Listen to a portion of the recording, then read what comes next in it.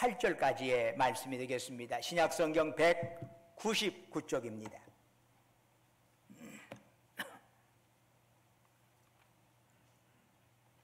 8장 1절부터 8절까지 저와 여러분이 한 절씩 교독하도록 하겠습니다. 사울은 그가 죽임당함을 마땅히 여기더라. 그날에 예루살렘에 있는 교회에 큰 박해가 있어 사도 외에는 다 유대와 사마리아 모든 땅으로 흩어지니라. 여러 사람들 위하여 크게 울더라. 사울이 교회를 잔멸할세 각 집에 들어가 남녀를 끌어다가 옥에 넘기니라.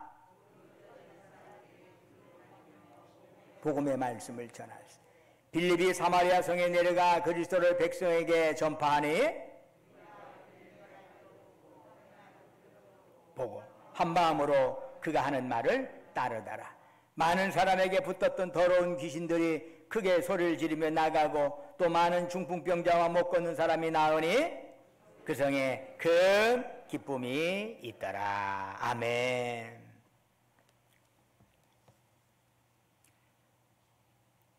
오늘 이 예배에 임한 여러분 모두에게 하나님의 은혜와 평강이 넘치기를 주님의 이름으로 축원합니다. 2020년 1월 11일 신종 코로나 바이러스로 인한 첫 사망 사례가 중국 후베이성에서 발생했습니다. 그리고 두 달 후 3월 11일에 세계보건기구는 글로벌 팬데믹을 선언하였습니다. 그런지 벌써 5개월째로 들어서고 있습니다.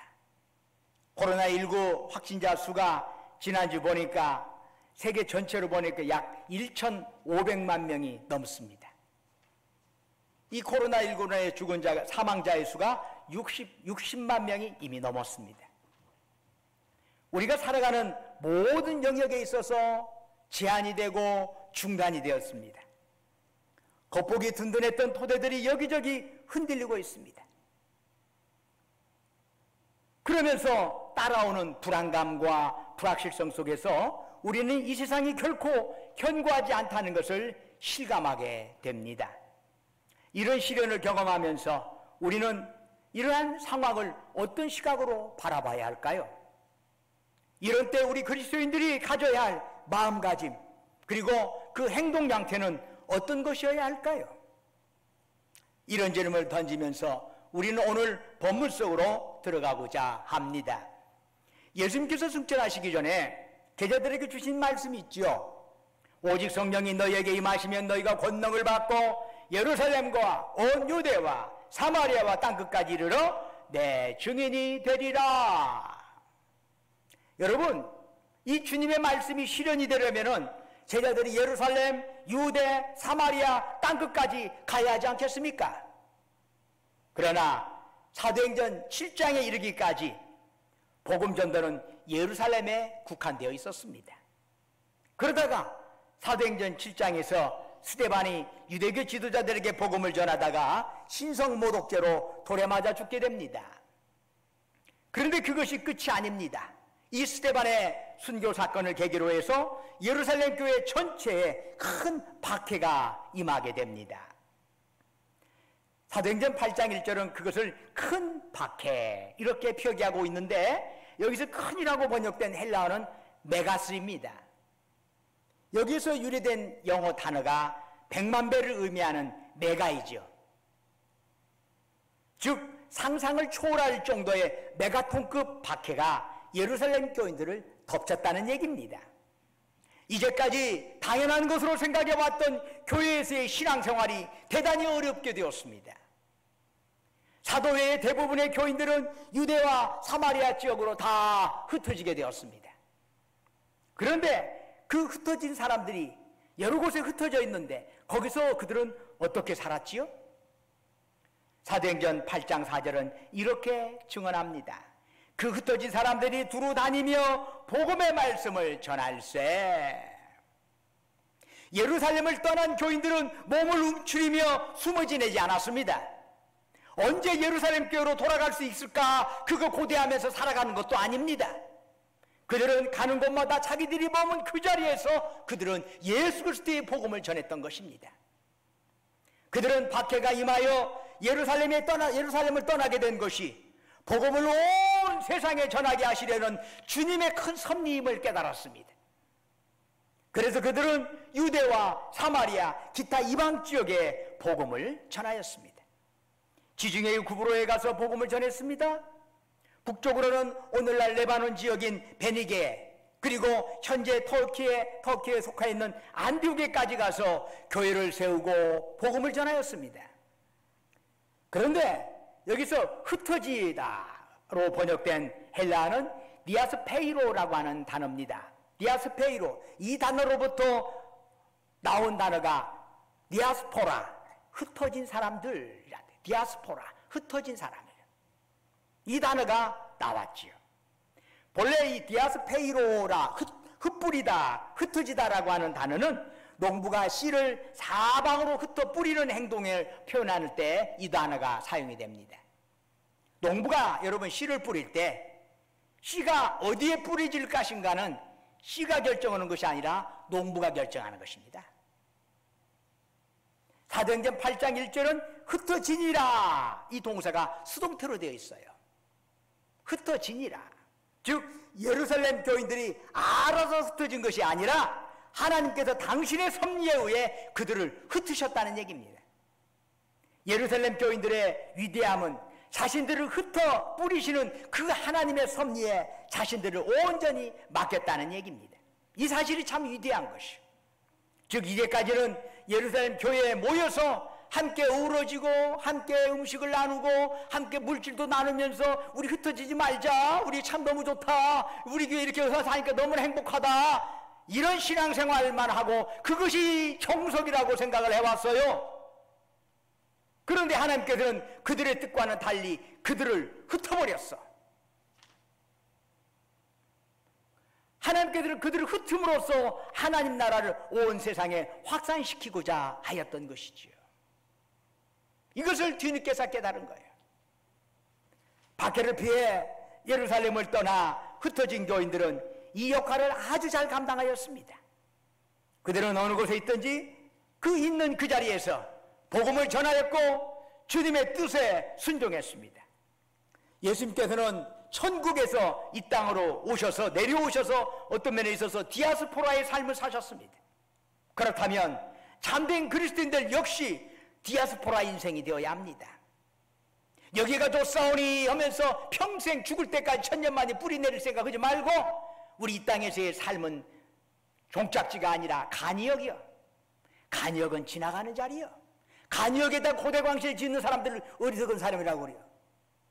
간이역은 잠시 머물렀다가 구경하고 떠나면 되는 것이지. 디아스포라 인생은 그런 인생이야. 성도의 신앙의 정도는 교회 안에서의 신앙생활을 뛰어넘어서 교회 밖에 흩어져 있을 때 그 사람이 어떤 모습으로 살아가냐 하는 것 갖고 결정이 되는 것이야. 여러분, 우리 인생길은 나그네 길인 줄로 믿습니다. 우리 역시 때가 되면 본향으로 돌아갈 디아스포라임을 깨달을 때 비로소 우리는 성숙한 그리스도인이 될 수 있을 줄로 믿습니다. 이 디아스포라 교인은 오늘 나의 모습에, 오늘 내가 가진 소유물에, 오늘 내가 누리는 지위에, 오늘 내가 정착하고 있는 터전에, 오늘 내게 주어지는 찬사에 더 이상 집착하거나 거기에 머물려고 하지 않습니다. 하나님께서 현실에 안주하려는 내 인생을 흩으시기 위하여 폭풍 속으로 나를 끌어가실 때 디아스포라가 되는 것을 두려워하지 않습니다. 왜 그렇습니까? 주님은 새로운 상황에서 새로운 역할을 당신의 자녀들에게 부여하시기 때문이죠. 주님이 지키시고 그 역할을 감당하게 해주시는 것입니다. 우리는 사도행전 8장 본문에서 디아스포라들 가운데 빌립이라고 하는 사람을 만나게 됩니다. 그는 예루살렘 교회가 초대교회 집사로 세웠던 7 집사 중에 한 명이죠. 이 빌립 집사는 박해를 피해서 사마리아 성으로 내려가 사마리아인들에게 복음을 전하였습니다. 그런데 여러분, 당시 유대인들은 사마리아인들을 인간 취급하지 않았어요. 그건 짐승이에요. 짐승이야. 이 사실을 잘 알고 있는 사마리아인들은 역시 그들도 유대인에 대해서 증오심을 가지고 있었어요.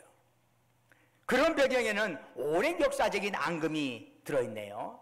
원래 이스라엘은 남북이 하나의 나라였죠. 그런데 솔로몬의 아들 르호보암 왕 때 남북으로 분단이 됐습니다. 그때 남왕국의 수도가 예루살렘, 북왕국의 수도가 사마리아였어요. 그런데 분단된 지 200년 만에 북왕국은 아시리아에게 멸망당하게 됩니다. 그런데 그때 아시리아 왕인 사르곤이 사마리아 지도층에 약 2만 7천여 명이 되는 사람들을 국외로 추방을 합니다. 데리고 가버려요. 포로로 끌고 가버려요. 그리고 그 빈자리를 다른 나라 사람들로 강제 이주시켜서 그 사마리아에 살게 합니다. 그래서 그들끼리 서로 간에 그 사마리아에 있는 사람들하고 결혼을 하게 합니다. 혼혈 정책을 피는 거지요. 혼혈 정책을 펴는 이유는 그렇게 엄마 아빠가 한쪽은 아시리아 사람이고 한쪽은 사마리아 사람이라면 어떻게 되겠습니까? 반란을 못 일으켜. 그래서 이 혼혈 정책은 반란을 잠재우는데 즐겨 사용하는 방법 중에 하나지요. 그러자 순수 혈통에 집착했던 남쪽 유대인들은 사마리아인들을 경멸하기 시작했습니다. 아이처럼 잡것들, 짬뽕들 이랬던 거지요. 사마리아 여인들 역시 이런 유대인들에게 반감을 가지고 있었어요. 그런 상황에서 유대인이 스스로 사마리아인을 찾아가서 그들에게 진리를 논한다는 것은 같은 유대인들로부터 저거 문제가 많구만 무슨 사마리아인을 찾아가 혹독한 비난을 받을 수 있습니다. 또한 그뿐만 아니죠. 사마리아인들로부터 배척당하기 십상입니다. 유대인들이 어디 와서 여기 뭔 소리를 하는 거야 지금? 이럴 겁니다. 상식적으로 보면 바보 같은 짓이야. 그러나 빌립 집사는 그런 세상 눈촉에 개의하지 않고 사마리아인에게 담대히 복음을 전했습니다. 그러자 어떤 일이 벌어졌나요? 사도행전 8장 6절은 이렇게 증언합니다. 우리가 빌립의 말도 듣고 행하는 표적도 보고 한 마음으로 그가 하는 말을 따르더라.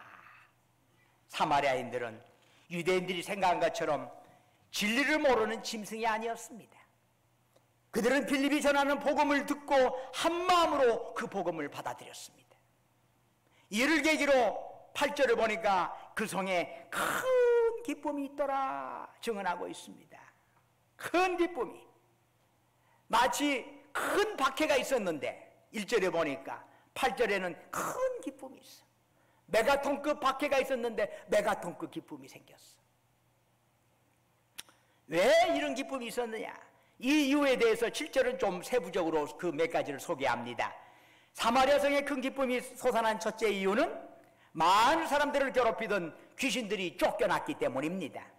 전능하신 하나님 앞에서 귀신이 쫓겨났다는 것은 사실 조금도 놀랄 일이 아닙니다.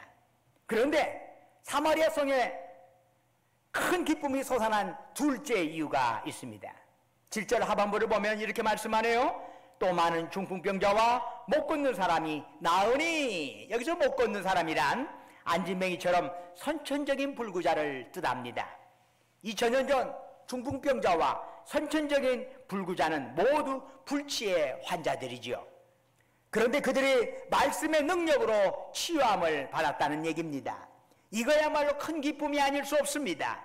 그런데 여기서 언급된 기쁨이라고 하는 헬라어는 카라라고 하는 단어인데, 이 카라는 단순히 육신의 치유에서 오는 기쁨을 넘어서서 주님의 은혜로 일어나는 본질적이고도 지속적인 기쁨을 의미하는 것입니다. 그 사실은 나은이로 번역된 헬라어에서도 잘 나타납니다. 이 나은이로 번역된 헬라어는 세라피오라고 하는데, 여기서 이제 뭐 영어 세라피라든가 그런 형태의 무슨 뭐 요법이라든가 치료법 형태의 단어가 나왔죠. 세라피오, 치유하다는 의미를 가지고 있지요. 근데 그 의미만 갖고 있는 게 아니랍니다. 이 단어에는 섬기다, 예배드리다는 뜻도 동시에 가지고 있습니다. 그러므로 이 본문은 많은 중풍병자와 못 걷는 사람이 하나님께 예배드리니 그 성에 큰 기쁨이 있다라는 의미로 사용될 수도 있는 것입니다. 빌립이 전하는 복음의 말씀을 받아들였다고 사마리아 성에 있는 모든 불치병 환자들이 다 나은 것은 아닐 수 있을 것입니다. 그들 중에는 여전히 불치병을 안고 살아야 할 사람도 있을 겁니다.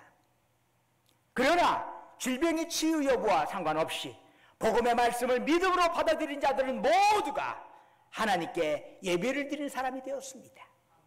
그로 인하여 사마리아에 큰 기쁨이 샘솟게 된 것입니다.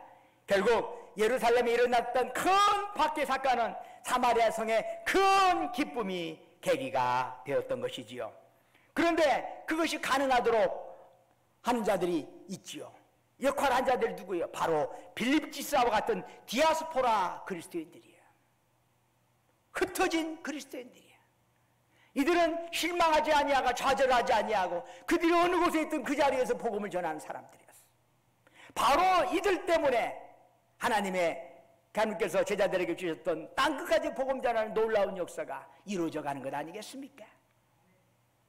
성경을 보면 하나님께서는 홍수나 기근, 질병이나 메뚜기 때 쓰나미 등의 재해를 통해서 사람들에게 회개를 촉구하십니다.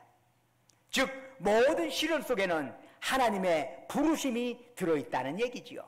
오늘날 많은 사람은 예수님을 재물이나 오락이 혹은 친구나 가족보다 더 못하게 취급을 하는 경우가 많습니다. 믿는 사람이라고 해서 예수님을 더 높이 여기는 것은 아닌 사람들도 많습니다. 마치 예수님 섬기는 것이 액세서리처럼 없는 것보다는 있는 것이 좀 더 아름다워서 갖다가 귀걸이 얻고 코걸이를 하는 것 형태로 예수님을 받아들이는 형태의 신앙이 오늘날 얼마나 많은지 모릅니다. 사람들이 멸망하는 이유는 어떤 하나님의 계명을 어겨서가 아니라 하나님께서 예수 그리스도를 통해서 베푸신 구원의 가치를 멸시하기 때문입니다. 그것을 가볍게 여기기 때문입니다. 코로나 바이러스는 우리가 그동안 당연하게 여겼던 안전과 생명을 위협하였습니다. 그런데 만물의 주관자이신 하나님께서 코로나 바이러스를 우리에게 허락하신 이유가 무엇일까요? 이 고통스러운 현실을 통해 이 세상에는 궁극적인 안전과 만족이 없다는 사실을 일깨워주기 위해서입니다. 우리 자신을 의지하지 말고 하나님을 의지하도록 하기 위해서입니다.